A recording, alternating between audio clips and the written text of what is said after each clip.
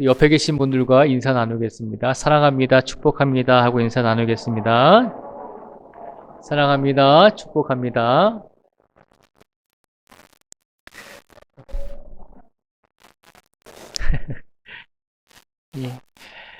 예, 오늘도 또 더운 날씨 속에서 또 비가 오는 날씨 속에서도 오늘도 평안하게 잘 지내주셔서 너무나 감사합니다. 새벽에도 얼굴을 뵙고 또 저녁에도 얼굴을 뵐 수 있어서 제 개인적으로는 너무너무 감사합니다. 우리 성도님들이 건강하게 하루를 잘 지내신 것 같아서 다시 한번 하나님께 감사를 드립니다. 저희가 지난주에 함께 나누었던 말씀을 다시 한번 기억해 보기를 원합니다. 우리가 소요리 문답이라고 하는 질문을 통해서 성경에서 그 질문들에 대해서 우리 성도들에게 무엇을 말하고 있는지 저희가 한번 살펴보자고 지난주에 첫 번째 질문에 대해서 함께 나누었습니다. 첫 번째 질문은 이것이었습니다. 사람의 제일 되는 목적이 무엇입니까? 라고 하는 질문이었습니다. 성경에서는 인생의 제일 되는 목적이 무엇인가? 라고 물었을 때 그 답을 어떻게 해주고 있냐면 저희가 한번 같이 읽어보겠습니다. 같이 한번 말씀을 읽어보겠습니다. 시작. 사람의 제일 되는 목적은 하나님을 영화롭게 하는 것과 영원토록 그를 즐거워하는 것입니다. 아멘. 성경은 사람의 제일 되는 인생의 목적이 무엇입니까? 라고 묻는 질문에 성경은 우리에게 뭐라고 답을 주냐면 하나님을 영화롭게 하는 것, 하나님께 영광을 돌리는 것이 인생의 제일 목적이다라고 말하고 있습니다. 그리고 또 한 가지 하나님을 영원토록 즐거워하면서 살아가는 것. 그것이 성경에서 우리 사람들이 인생에서 가장 추구해야 할 인생의 목적임을 기억하라는 것입니다. 그것을 지난주에 나누었습니다. 그래서 지난주 수요일부터 이번 주 수요일 동안 한 주간의 시간이 흘렀는데 지난 한 주간의 시간 속에서 우리 모든 성도님들은 인생을 살아오시면서 하나님께 영광을 돌리고 그리고 항상 하나님으로 인하여 우리가 즐거워하는 삶을 살아오신 줄 믿습니다.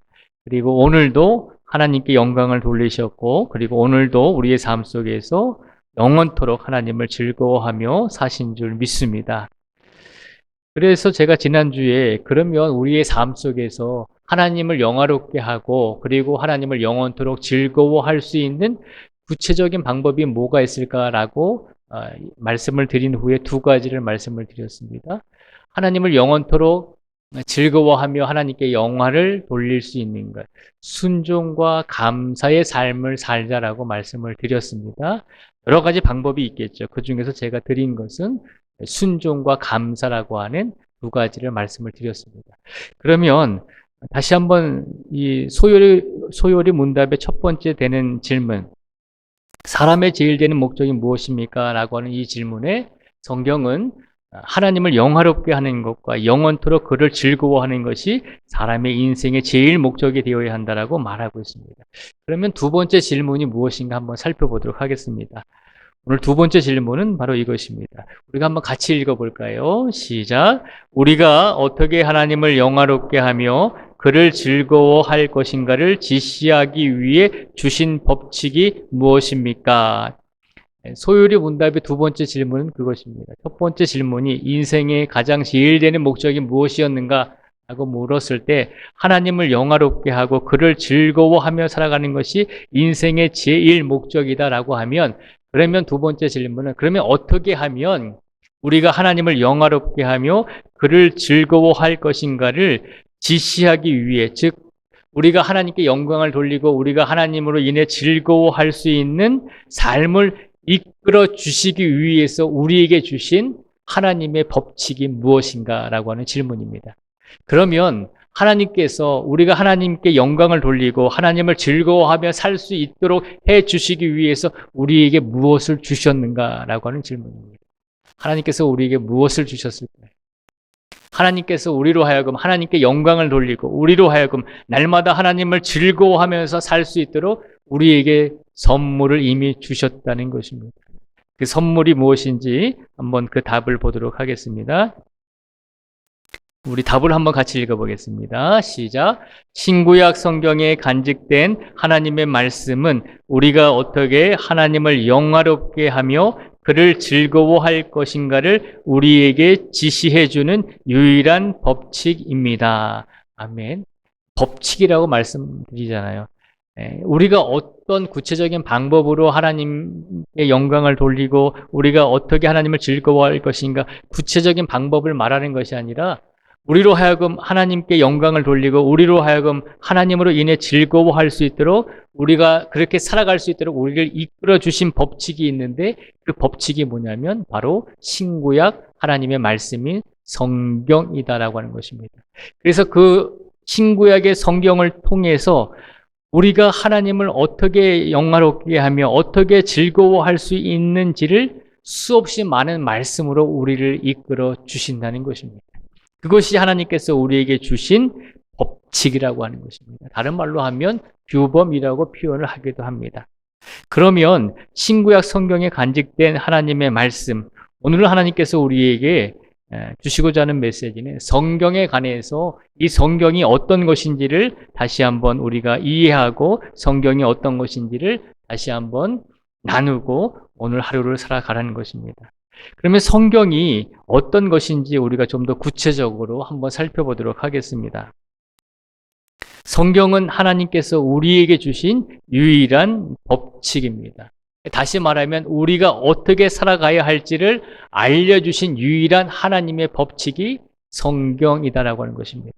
다른 말로 하면 우리가 인생을 어떻게 살아가야 할지를 알려주신 하나님의 법칙이 성경이다라고 하는 것입니다. 내 이웃과의 관계 속에서 내가 어떤 삶을 살아야 할지를 알려주신 방법이 바로 성경 말씀이다라고 하는 겁니다. 내가 가정 안에서 어떤 부모의 역할로서 살아가야 할지, 그리고 내가 사회에서 어떤 사회의 구성원으로서 살아가야 할지를 구체적으로 알려주신 하나님의 법칙이 성경이다라고 하는 것입니다.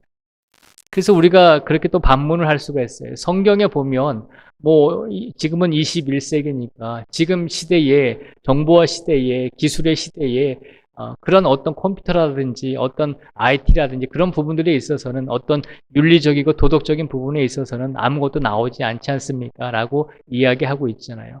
그러나 성경을 통해서 어느 시대에 어떤 사람들이 살아가든지 간에 그 시대에 어떤 모습으로 살아가야 할지를 하나님께서는 성경을 통해서 날마다 살아계신 말씀으로 우리에게 선포해 주고 계신 줄 믿습니다. 그래서 성경은 하나님께서 우리가 어떤 시대를 살아가든지 간에 우리에게 주신 유일한 법칙이 성경임을 기억하라는 것입니다. 그러면 성경의 구체적인 의미를 한번 더 살펴보도록 하겠습니다. 성경은 하나님의 감동으로 쓰여진 하나님의 말씀임을 기억하라는 것입니다. 성경은 사람에 의해서 기록은 되어졌습니다. 사람에 의해서 각자 성경을 집필한 그 저자가 있잖아요. 그래서 사람의 손에 의해서 하나님의 말씀이 기록된 것은 사실입니다. 그런데 중요한 것은 사람의 손에 의해서 성경이 쓰여졌지만 성경은 하나님의 감동으로 쓰여진 하나님의 말씀임을 기억하라는 것입니다. 이 말씀은 무슨 말인가 하면 하나님의 감동이란 성령이 하시는 역사이며 삶의 지혜나 생각이 오류에 빠지지 않고 하나님이 뜻하신 바를 기록할 수 있도록 인도하는 것을 말합니다. 라고 그렇게 표현하고 있습니다.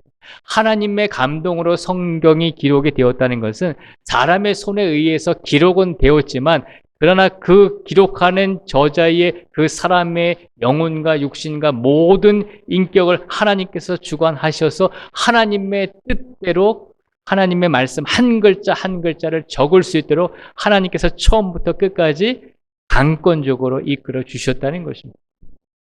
그래서 소설가나 작가 같은 경우에는 자신의 창의적인 생각으로 자신의 글을 쓰잖아요. 그런데 성경의 저자는 자신의 상상력이나 자신의 어떤 필력으로 글을 쓰는 능력으로 성경을 기록하는 것이 아니라 그 사람을 통해서 하나님께서 글자 처음 시작하는 그 부분부터 마치는 순간까지 하나님의 뜻에 의해서 하나님의 말씀에 의해서 하나님의 감동에 의해서 말씀이 기록되어질 수 있도록 이끌어 주셨다는 것입니다.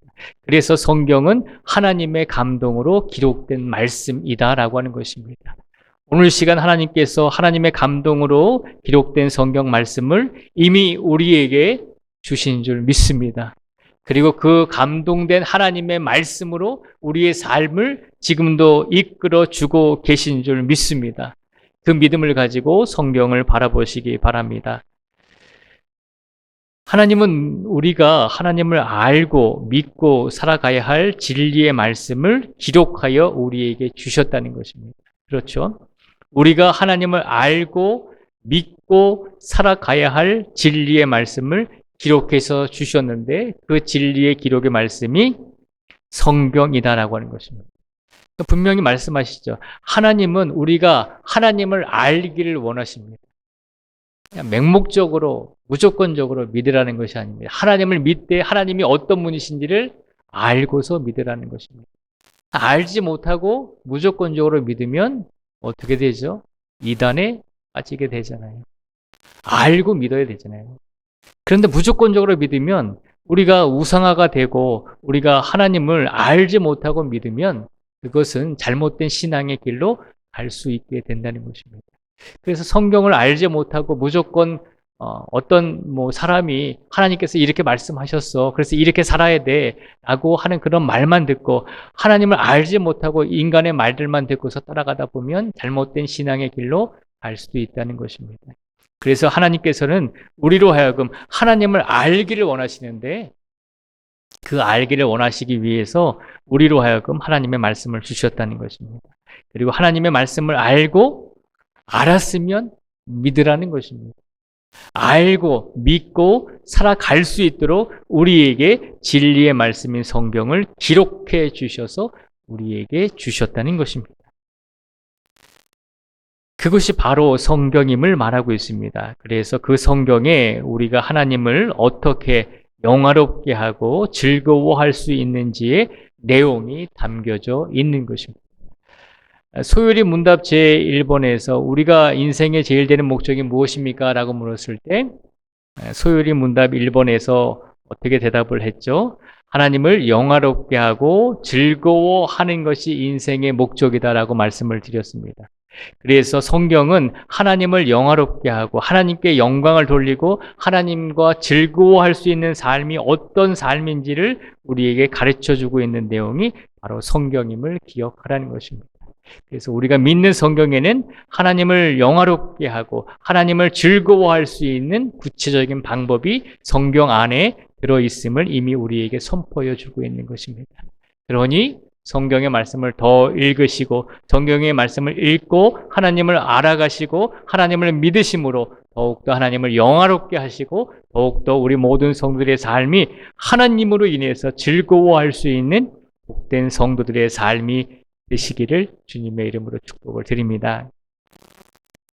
그 다음에 성경의 특징들을 보면 그러면 우리가 믿고 우리가 읽고 있는 하나님께서 우리에게 주신 하나님의 감동으로 우리에게 주신 하나님의 성경은 어떤 특징들이 있는가라고 질문을 해보게 됩니다. 성경의 특징이 무엇인가라고 물었을 때 저희가 네 가지로 생각을 해볼 수가 있습니다. 성경에는 어떤 특징이 있냐면 첫 번째는요, 오류가 없다는 것입니다. 성경은 오류가 없다는 것입니다. 성경은 모두가 진실이고 사실임을 기억하라는 것입니다. 그래서 성경을 의심하는 마음을 가지고 보면 성경을 우리가 쉽게 받아들여질 수가 없습니다. 우리가 믿지 않는 사람들이 성경을 보면서 부활의 사건을 잘 믿지 못하는 경우가 많이 있습니다. 사람이 죽으면 어떻게 다시 살아날 수 있습니까? 라고 하는 그런 부활의 신앙에 대해서 믿지 못할 때가 많이 있습니다. 그리고 종종 말씀을 드리지만 믿지 않는 사람들은 하나님과 성령님과 예수님이 삼위일체 한 분이심을 이해하지 못할 때가 참 많이 있습니다. 우리도 처음에는 예수님을 믿으면서 그러한 사실들이 쉽게 다가오질 않았잖아요. 그렇잖아요. 쉽게 부활이 우리에게 다가오지 않았고 쉽게 예수님이 우리를 위해서 십자가에 달려 돌아가셨다는 그 말씀을 쉽게 받아들일 수는 없었을 것입니다. 그런데 성경을 읽고 성경을 알고 하나님을 알고 그렇게 신앙생활을 하다 보니까 결국은 하나님을 믿게 되는 부분까지 믿음의 성장에 이르는 단계까지 오르게 되었다는 것입니다. 그래서 성경을 읽을 때 성경의 가장 큰 특징 중에 하나가 오류가 없다라고 하는 사실을 기억하면서 확신하면서 성경을 읽어야 된다는 것입니다. 그리고 성경의 두 번째 특징 중에 하나가 명료하다는 것입니다. 구원의 길로 성령님께서 인도해 주고 있는 말씀이 바로 성경 말씀임을 기억하라는 것입니다. 그래서 성경의 특징 중에 두 번째로 특징은 명료하다는 것입니다. 세 번째로 성경의 특징 중에 하나는 충족하다는 것입니다. 진리에 관해서 성경 하나면 충분하다는 것입니다. 우리가 좋은 철학적인 서적들, 좋은 윤리적이고 도덕적인 서적들이 참 많이 있습니다.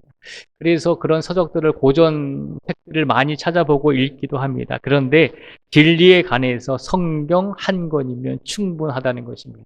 그래서 성경의 특징으로 충족하다라고 하는 특징을 들 수가 있습니다. 그리고 성경의 특징으로 네 번째가 있는데 성경에는 신적인 권위가 있다는 것입니다. 하나님의 말씀으로 기록된 것이기 때문에 성경에는 신적인 권위가 있음을 기억하라는 것입니다. 그래서 우리가 읽고 우리가 묵상하고 우리가 늘 가지고 다니는 이 성경에는 오류가 없다는 특징이 있고 명료하다는 특징이 있고 충족하다는 특징이 있고 신적 권위가 있다는 특징이 있다는 것입니다. 그래서 우리가 성경을 함부로 대해서는 안 된다는 것입니다. 성경을 함부로 대하지 않는 것은 어떻게 대해야 된다라고 생각을 하시나요?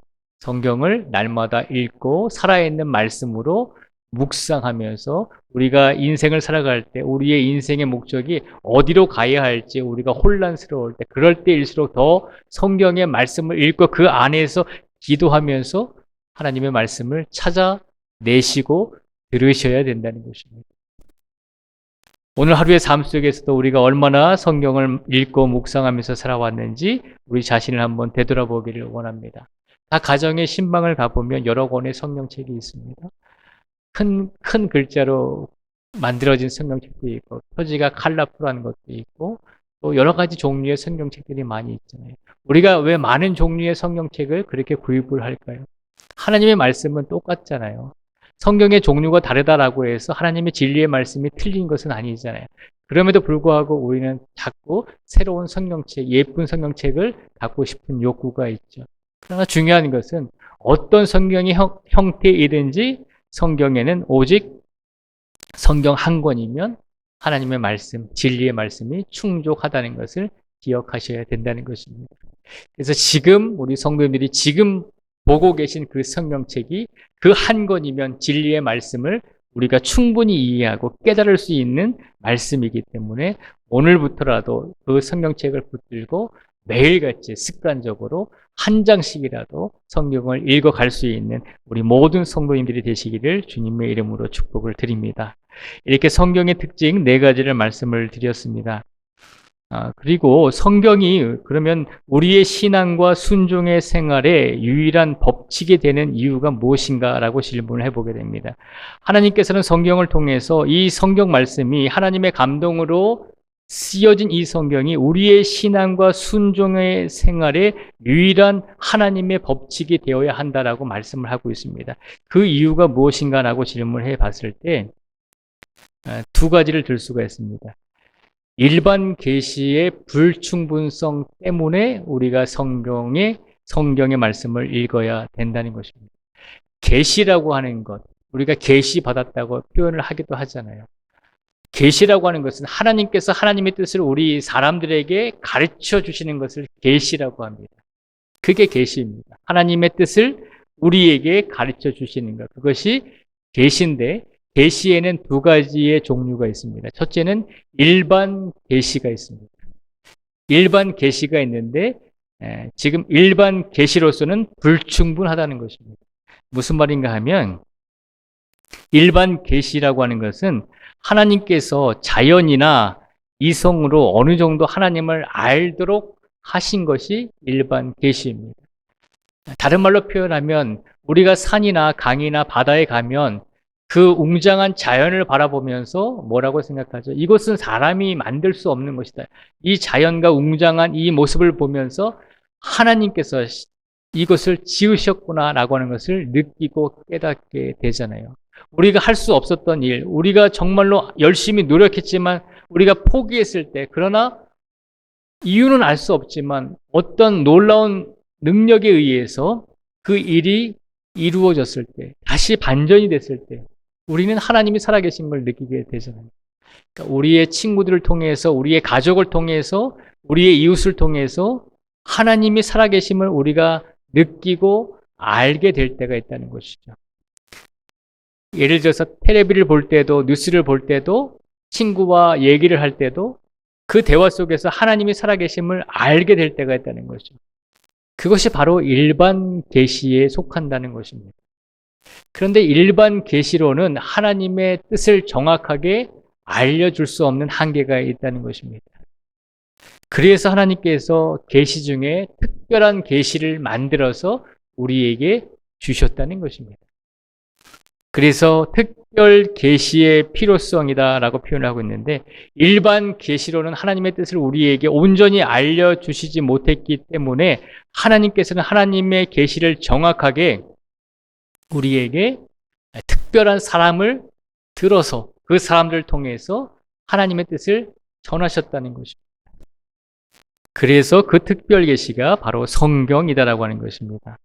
특별 계시는, 성경은 죄인들을 구원하시기 위한 하나님의 계획과 예수 그리스도 안에서 하나님과 죄인들이 화목하게 된 구원의 길을 보여줍니다라고 그렇게 표현을 하고 있습니다. 그러니까 자연과 일반 문화와 일반 어떤 상황을 통해서 우리가 하나님의 존재를 깨닫기도 하지만, 그러나 정확하게 성경의 말씀을 통해서 하나님께서 우리에게 어떤 일을 하셨고, 하나님께서 우리에게 예수 그리스도를 왜 보내주셨고, 우리가 어떻게 해서 구원의 길을 가게 되었는지를 정확하게 가르쳐 주신 것이 성경이다라고 하는 것입니다. 그래서 성경을 가리켜서 하나님의 특별 계시다라고 그렇게 표현을 합니다. 그래서 하나님께서는 이 특별 계시인 성경을 우리에게 주셔서 하나님께서 우리를 구원하시기 위한 계획과 예수 그리스도 안에서 하나님과 죄인들이 어떻게 화목하게 되었는지를 보여주고 계시는 말씀으로 우리에게 성경을 주셨다는 것입니다. 자, 그러면 성경의 권위에 대해서 한번 생각해 보도록 하겠습니다. 그러면 하나님의 감동으로 쓰여진 성경은 도대체 어떤 권위를 가지고 있는가? 도대체 어떤 말씀이기에 그렇게 권위가 있는가라고 생각을 해보게 됩니다. 성경의 권위에 대해서 저희가 살펴보면 우리가 한번 같이 읽어보도록 하겠습니다. 같이 읽겠습니다. 시작. 성경의 권위란 어떤 인간의 증언이나 교회의 증언에 의존하는 것이 아니라 전적으로 진리 자체이신 하나님께 의존하는 것입니다. 아멘.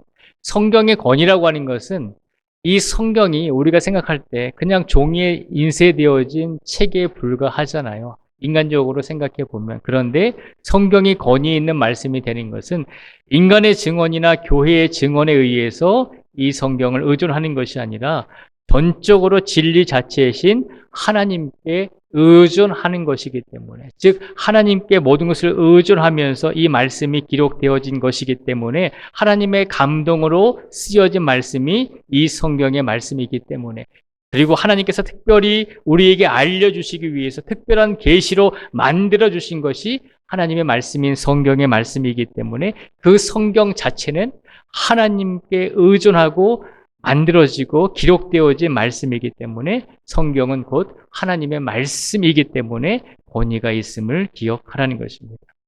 오늘 이 시간 하나님께 의존하면서 하나님의 말씀으로 기록되어진 이 성경의 권위가 우리 모든 성도들의 인생을, 또 우리 모든 성도들의 삶을 바른 길로 인도해 주실 줄 믿습니다. 그 성경의 권위에 의지하시면서 우리의 인생을 더욱더 하나님께 의지하며 살아갈 수 있기를 주님의 이름으로 축복을 드립니다. 그러면 이제 마지막으로 성경의 영감이라고 하는 것에 대해서 한번 살펴보도록 하겠습니다. 하나님의 말씀은 하나님의 감동으로 기록되어졌을 뿐만 아니라 같은 말입니다. 하나님의 영감으로 기록이 되어졌다는 것입니다. 하나님의 영감은 하나님의 영향력에 의해서 감화된 것을 영감이라고 표현을 합니다. 그러니까 하나님의 영향력에 의해서 그 성경을 집필하고 성경을 기록하는 저자가 하나님의 영향력에 의해서 처음부터 끝까지 하나님의 말씀을 하나님께서 이끄시는 대로 기록을 했기 때문에 하나님의 성경은 하나님의 영감으로 기록이 되어졌다는 것입니다. 그래서 성경의 영감이란 성령께서 성경 저자들에게 초자연적인 영향을 미쳐서 그들의 글이 정확한 하나님의 계시의 기록이 되게 하거나 혹은 그들이 실제로 하나님의 말씀이 되는 결과를 낳게 하였다는 것을 의미합니다. 라고 그렇게 고백을 합니다. 사람의 손에 의해서 성경이 기록이 되어졌지만 하나님의 영향력에 의해서 그 성경을 기록하는 사람이 감동을 받고 하나님의 영향력에 의해서 감화되었다는 것입니다. 그래서 하나님의 말씀은 하나님의 영감에 의해서 쓰여진 말씀이다라고 이렇게 고백을 하고 있는 것입니다. 오늘 우리에게 하나님의 영감으로 쓰여진 이 하나님의 말씀이 이미 우리 곁에 있음을 믿고 확신할 수 있는 우리 모든 성도들이 되시기를 주님의 이름으로 축복을 드립니다. 하나님의 영감인 말씀인 성경이 우리 곁에 있다는 것은 다른 말로 표현하면 살아계신 하나님의 말씀이 항상 우리 곁에 계시다는 것입니다. 성경을 읽을 때 하나님, 내가 성경을 읽고 하나님의 뜻을 알지 못하고 듣지 못하겠습니다. 깨닫지 못하겠습니다. 하나님은 도대체 살아계신 하나님이십니까? 라고 질문을 할 수가 있습니다. 하나님은 히브리서 4장에 보면 분명히 살아계신 하나님이라고 표현을 하고 있습니다. 하나님은 살아계시기 때문에 우리가 언제 어느 곳에서 성경을 읽더라도 그 성경을 통해서 살아계신 하나님의 말씀을 우리에게 선포하고 계십니다. 근데 중요한 것은 우리가 그 살아계신 하나님의 말씀을 제대로 분별하지 못하고 제대로 깨닫지 못하고 제대로 이해하지 못하기 때문에 하나님의 말씀이 죽어 있는 것처럼 느껴질 때가 많이 있는 것입니다. 오늘 이 시간 살아있는 하나님의 말씀이 우리 곁에 있음을 먼저 믿음으로 확신하시기를 주님의 이름으로 축복을 드립니다. 그래서 성경은 하나님의 계시를 위한 것입니다. 계시는 하나님의 뜻을 우리 사람들에게 알려주시는 것이 계시라고 표현을 했죠.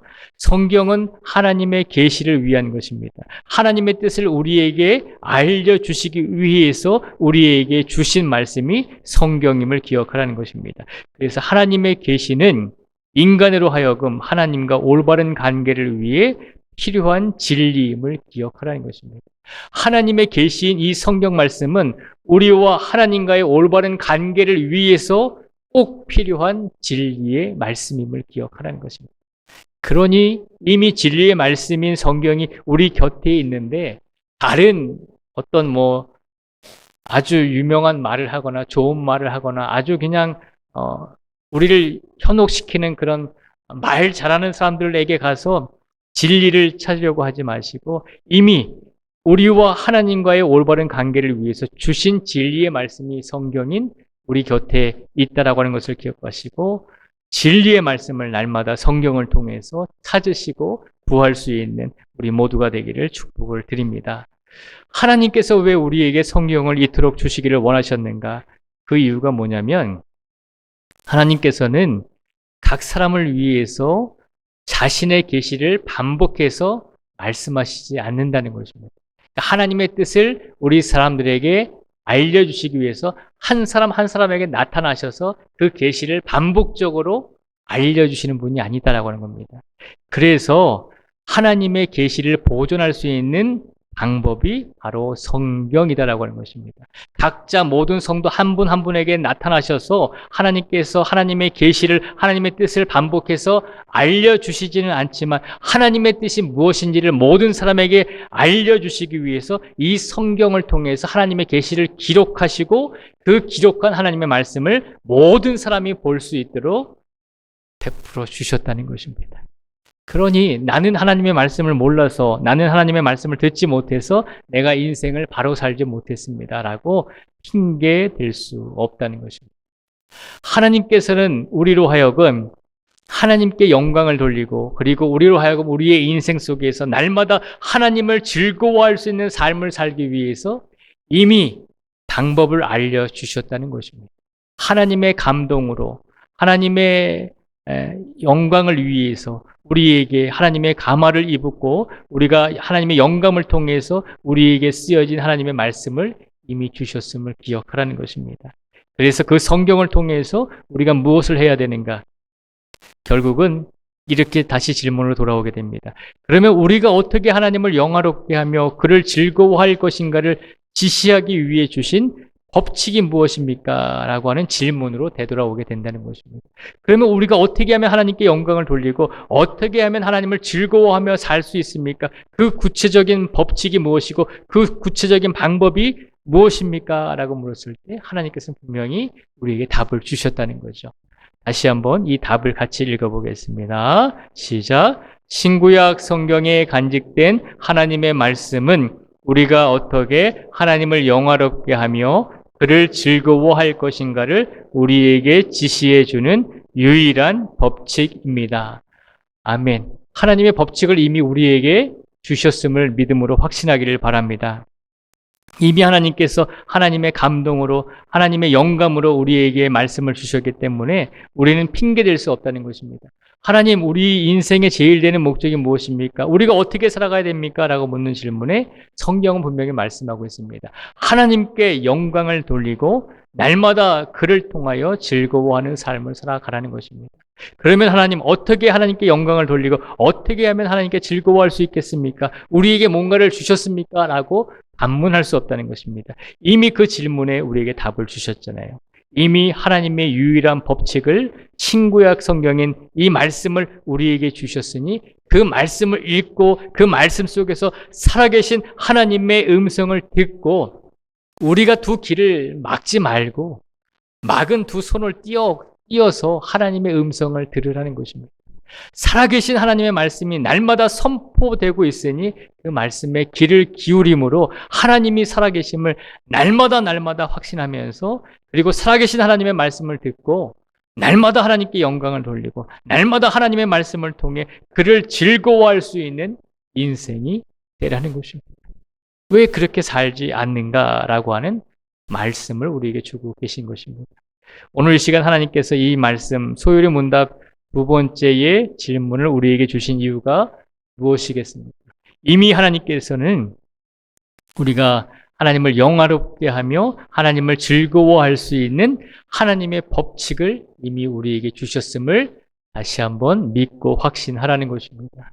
그리고 그 믿음을 가지고 이미 우리 곁에 있는 이 낡고 낡은 성경을 날마다 읽고 묵상하면서 그 안에서 인생의 진리의 말씀을 찾으시고 그 안에서 하나님께서 우리에게 주시는 살아계신 하나님의 말씀을 들음으로 하나님께 영광을 돌리고 우리의 남은 인생 속에서 날마다 하나님을 통해 즐거워할 수 있는 인생이 되라는 것입니다. 인생은 하나님으로 인해 즐거워할 수 있음을 하나님께서 우리에게 약속해 주고 계신 줄 믿습니다. 그 하나님의 말씀에 응답하시면서 오늘부터라도 지금부터라도 우리가 성경의 뜻을 잘 모르겠지만 그러나 성경을 통해서 하나님의 뜻을 알고 성경의 말씀을 읽고 묵상함으로 하나님께서 나에게 주시는 메시지가 무엇인지를 늘 간구하며 울부짖음으로 하나님께서 우리를 깨닫게 해주실 때 그 깨달음을 통해 더욱더 하나님과 동행하는 삶을 살아내실 수 있는 우리 모든 성도들이 되시기를 주님의 이름으로 축복을 드립니다. 오늘 말씀을 마무리하면서 말씀을 드립니다. 오늘 하나님께서 소요리 문답 두 번째를 통해서 우리에게 주시고자 하는 말씀은 하나님을 영화롭게 하는 법칙은 오직 성경 하나뿐임을 기억하라는 것입니다. 세상에 다른 것이 없다는 것입니다. 아무리 세상 사람들이 더 좋은 것이 있다, 더 은혜로운 것이 있다라고 소리치고 외치고 우리를 유혹할지라도 분명히 기억하시기 바랍니다. 하나님을 영화롭게 하는 법칙은 오직 성경 하나뿐임을 기억하시면서 그 성경을 붙잡고 그 성경을 읽고 묵상함으로 날마다 살아계신 하나님의 음성에 우리의 인생을 이끌어져 가는 그런 삶을 살아내실 수 있는 우리 모두가 되시기를 주님의 이름으로 축복을 드립니다. 기도하겠습니다.